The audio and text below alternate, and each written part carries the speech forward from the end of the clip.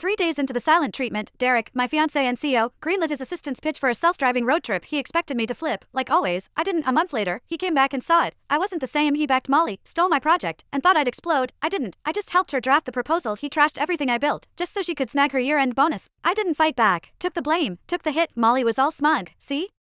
Told you, you can't go at Yara head on, give her the silent treatment. She folds, she's scared of losing you. That's why she's playing nice. Derek ate it up, called her smart, then he pulled me aside, offered a raise, a promotion, even a fancy wedding. First time he'd ever brought it up, but he missed one detail. He'd already signed off on my resignation while he was off playing Road Trip King, and I'd already dumped him. That was it. Clean cut, nothing left. Chapter 1, Yara, Mr. Cromwell.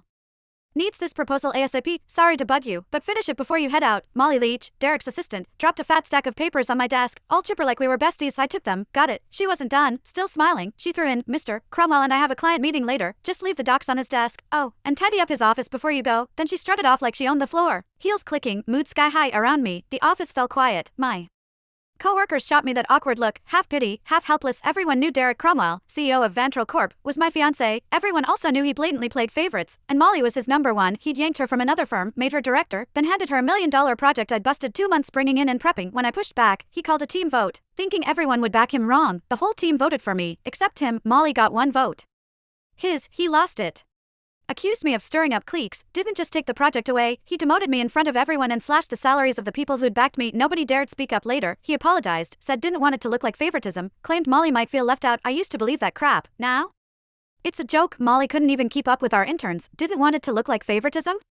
Please, he was straight up playing favorites. Everyone saw it but him. I heard footsteps upstairs and looked up. Derek, he showed up at the stairwell, glanced my way, then walked out without saying a word, changed into some casual suit. Even from here, I copped that cedar cologne. He never used to wear cologne. That one?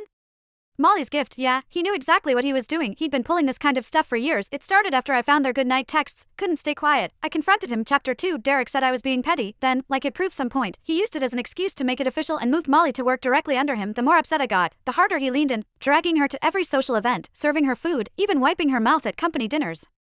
When we fought, he'd ice me out. When I apologized, he'd round up his buddies to lecture me like I was some jealous mess. For a while, I actually blamed myself, thought maybe I wasn't generous enough, thought maybe that's why we ended up here. But on day 3 of one of his silent treatments, when I was too sick to even sit up and he still packed his bags for a trip with Molly, I gave up. That's when it hit me. He wasn't trying to be noble, he just used my pettiness as a shield so he could keep doing what he wanted without feeling guilty. Even if I hadn't caught those late-night chats, he would have just found another excuse to be with her. After their latest business trip, they were still grabbing dinner, drinks, playing tennis, same routine. But something between them had changed. I could feel it. Not that it mattered. 5 years together, and it was done. This whole mess had dragged on long enough. I was the last one in the office, finishing up the proposal. Checked my phone. Molly had been busy posting candlelit dinner at some fancy spot. 2 plates of steak, Derek, all polished and